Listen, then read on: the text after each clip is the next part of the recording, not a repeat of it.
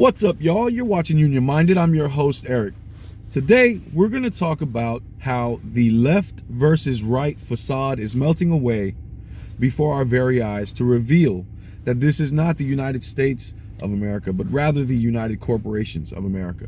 Now, many people who have looked at America's governmental function and how it represents itself have known this to be a government that is bought already.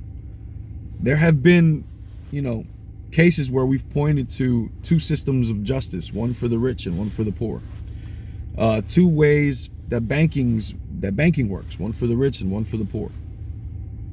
Education and how that works, how rich communities have great schools and poor communities have schools that struggle. We've already, if you've been paying attention, you already know that there's two systems in place in America, one for the wealthy and one for the workers and the poor. And mind you, the majority is in the poor class, not the wealthy class. The 1% has bought so much influence over the generations of their families that they now write policy to the tune of an 81% approval rating in that neighborhood. It's a very high percent. When you look at public policy and when you look at public opinion on said policy, the most business-friendly, unpopular ideas are the ones that get passed because that's the ones that the corporations and the wealthy want to pass, versus the ideas that are very, very popular with the general public. Those ideas never get passed, or hardly ever. It takes a massive amount of pressure to get those kinds of ideas passed. And the wealthy have been playing this game for family generations. They've been doing it for a very long time. We are in the midst of a class war. And the wealthy are well aware that they are in this class war. And they keep us dumbly divided so that we actually think we're participating in a democracy. There's a facade that's placed in front of us. There's no coincidence that the same corporations and wealthy families donate to both political parties evenly. I mean, they put money into every side of the aisle to get policy passed, and it's why they get policy passed. Working folks don't have that kind of influence. We have boots on the ground, so we actually have to be motivated by emotion. So there's a facade placed in front of us called elections and this facade of governance, that you have a choice between two candidates. It was just made known to me that President Biden will not be participating in any debates. Now, Donald Trump also is not participating in any of the primary debates. But we're supposedly in a democracy, and yet we can't have a debate of the candidates because it would hurt the candidate that's trying to maintain a seat of power, and the other candidate that's trying to take that seat of power understands that it would hurt him to have a debate of ideas in front of the public. What does that tell you about the system that we have when we won't even face our opponents and have an honest debate? It kind of tells you that it's all for show. And when the all for show is revealed, it's very frustrating. And it's very frustrating because you realize that everything you believe to be true is melting away in front of your eyes. And you start to see that, oh man, this is not a left and right fight at all. That's just a giant step that I couldn't see because this veil of elections and debating, and this veil was put in front of me to make me think that we can move the needle. But in fact, all of those folks are on the same platform way up here trying to keep me from getting anywhere near out of this pit that I live in. That's why we can't get economic justice and why we're sitting here in this pit that we're living in having to work, because both sides of the wealthy class rule from the top, and they rule both left and right.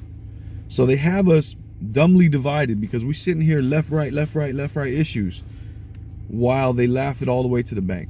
When I found out that Biden was now also thinking about skipping the presidential debates, it becomes more and more that, damn, you're not even willing to put on the show because you're so confident that you're going to win regardless. You're not even willing to come up to put on the show that we have a real choice. Like, you're canceling the show and expecting the dance to continue. You're stopping the music and expecting the dance to keep going on. And it's like, you reveal so much. And perhaps it's unintentional, but you reveal so much.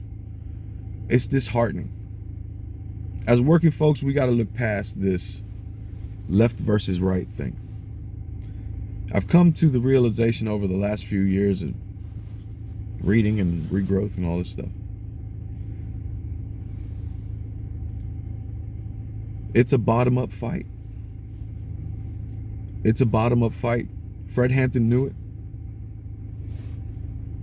Dr. Martin Luther King Jr. knew it. John Brown knew it. It's a bottom-up fight. It's always been a bottom-up fight. Since the first feet landed in this country that was already inhabited and people decided to start screwing things up, it has always been a bottom-up fight. Always. And now fast forward the generations that have passed, and there's a very small number of folks that are extremely wealthy beyond comprehension. And then there's the rest of us struggling in a pit, trying to survive their exploitation. We have got to stop looking at every issue from a social construct and look at it more from an economic construct. How does it affect my life economically? And if it's something that doesn't hurt your wallet, then don't let it divide you up. Because that's exactly what they want. Us divided on peripheral things that are really personal preference. Let people live their lives. Live your own. Do your thing. Don't make an impact on someone else's life that's negative. Be yourself, be free. But to be divided over stuff that it's peripheral, it's personal choice anyway. It's not going to affect you one way or another if someone else does something. As long as you're all marching in the same collective towards the same goals of a better standard of citizenship, we got to have a better standard of living. The standard of living, when it's compared to other places, is not great. But we have this whole show going on telling us that we can make it better through a vote, running politicians that are funded by the same businesses and wealthy interests. We as labor have to lead the way. We have to take up the mantle, run it forward for economic justice and economic freedom, because that elevates everyone's standard of citizenship. Run with it. You should always be on the side of fighting for working people. Always. It shouldn't even be a question. You're underpaid even if you're paid well. Especially if you're paid well, because they don't pay much. So if you're paid well, that's kind of what you should expect for a lot of folks. Because you ain't special. You're just paid well. You still work for a living. You're still an injury away from destitution. You still need to struggle for everybody behind you to help lift them up. You still need to push for more. We've forgotten that along the way. I guess we got lazy and we got complacent, or we got distracted and we got busy, or their plan is working. Which one is it for sure? Probably a little bit of all three. But we can fix this together if we stay organized, talk to each other about bread and butter issues that matter. Leave the peripheral stuff on the peripheral.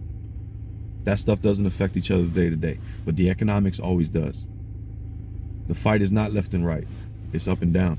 It's going to take solidarity to win always. Each one teach one. Get out there and reach one. And remember, there could be no union without you and I, front and center. Peace.